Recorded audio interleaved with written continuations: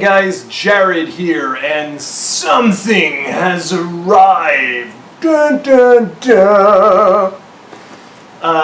Just wanted to talk a little bit about my initial thoughts and whatnot for Until Dawn. Can't show you guys any gameplay or anything like that right now for obvious reasons. So what I wanted to do, I just wrote down a couple of things, just some initial thoughts and impressions, sort of like what I did with The Last of Us way back when, because managed to get the game about a week early. Well, here we go. Most of this stuff, to most of you, you probably already know. I'm not going to talk about the story, I'm not going to talk about anything like that, at least not in any detail. So, the first thing I just want to mention is actually the graphics. The game developer is Supermassive Games, and they did a phenomenal job, guys. A really amazing job. The game looks fantastic from a graphical standpoint. Audio is, just like every other PlayStation 4 game, bloody amazing. I don't know what it is with the PS4, but damn, man, the audio chip inside that must be awesome, because it's fantastic. The audio is amazing.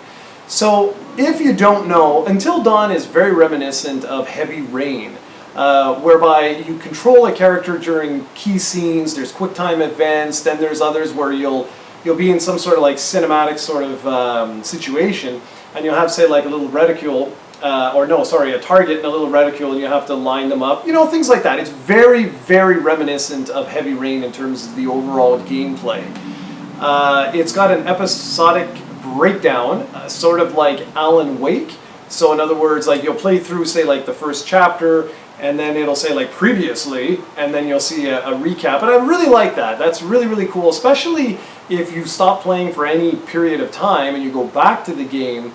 You'll be like, oh yeah, okay, I recall what happened, what choices I made. Now, choices is what Until Dawn is all about. You see, essentially what it is a group of friends go up to a cabin in the woods, except that they're like way up. They're like on a mountainside sort of deal, and snowing out, and lush, amazing, beautiful graphics.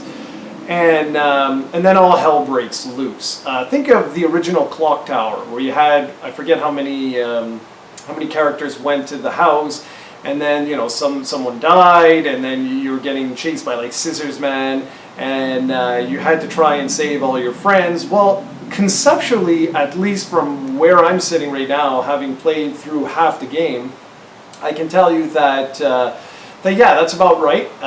It's the same sort of premise, where you're basically going through the narrative, and depending on the choices you make, they directly affect your outcome, be it saving friends, be it your own life. What's really intriguing about this game, it was pitched, was the fact that you cannot die in the game. There is no game over per se.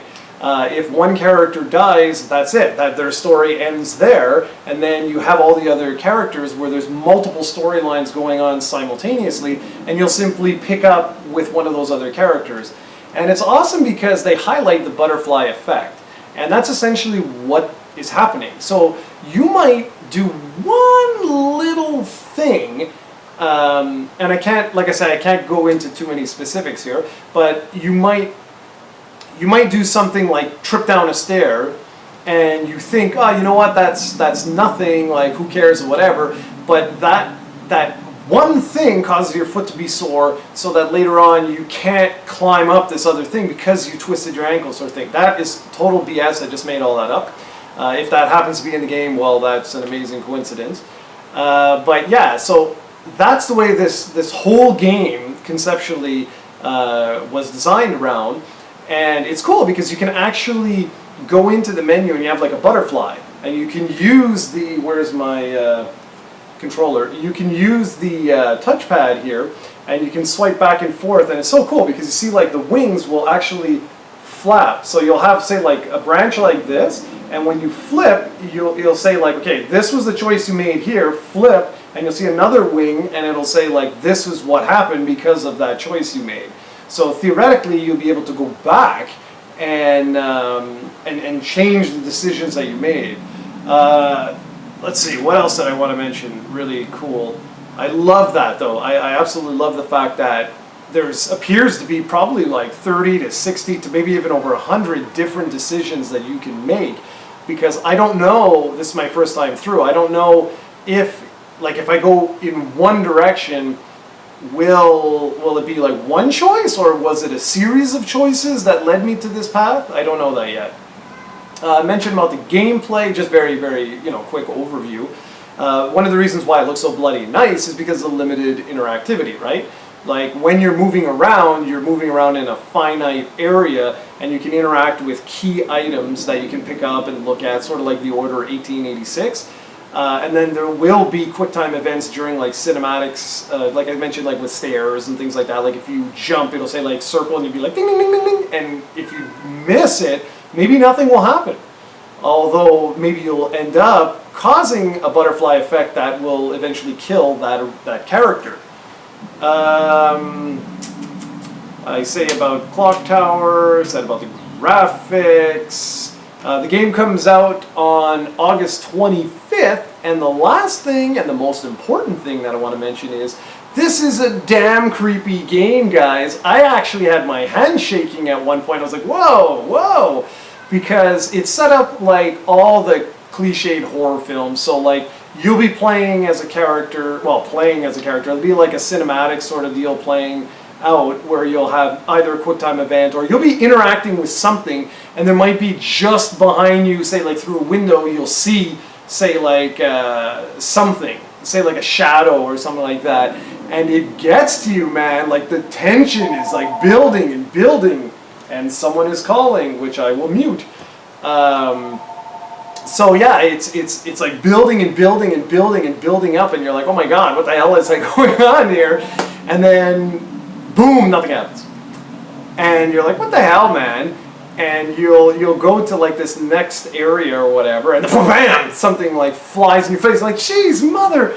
And that happens a lot. There are a lot of jump scares. Like I say, I've gone through half the game right now, and there are about, 24 jump scares, and I'm usually really good with those sorts of things. I can play through Resident Evil, Silent Hills, all of those, and very few actually, get to me. But certain scenes in this, damn, man, they have gotten to me where I've been like, okay, all right, well, okay. And it's been like, it's really crazy, because it's so cinematic, and you're running, say, like down a hill or something like that, and then bam, something like jumps out at you. You're like, geez, oh my god. And sometimes you literally have like a split second to react either to a QuickTime event or to decision making, where there'll be like bubbles around you. Again, very reminiscent of Heavy Rain. And you'll have to take the right analog stick, or is it the left, whatever, and highlight one of these things. But your brain isn't thinking straight, because it's like you got this background noise like dun dun dun dun dun dun dun dun dun dun, and you see this dude or wolves or something coming at you, and you're like, oh my god, oh my god, oh my god. It'll say like hide, run. Sometimes it'll say like be heroic, or it'll say like take a chance and stuff like that. And just wow, man, wow. I had no expectations for this whatsoever. I just, I thought it looked cool, and I try and review all the Sony first-party stuff as much as I possibly can. I very frequently ask for like review copies and things of that nature. But with this particular game, I have very, not low expectations, just not many expectations. I saw a few things at E3, and I was like, oh, it looks really cool, and I've sort of just summarized everything that you would see at E3, so as not to spoil anything for anybody. And so I think that's why I'm really enjoying the game as much as I am, because it just, whew, left field, man, did not expect that whatsoever. So that's pretty much it. That's my one and only preview of Until Dawn. I'm going to go through and finish off the game. And at the rate I'm going, I will most likely have the review up and running for Monday morning. I believe that's when I'm allowed to actually post game content and everything like that. And that's it, guys. So as you can see, the lighting is getting all crappy because, well, it's like beaming through and it's causing the camera to darken. But anyways, that's it, guys. I'm going to go back to the game, and I will see you all in the next video. But be on the lookout for Monday for our review, or my review, of Until Dawn on the PlayStation 4.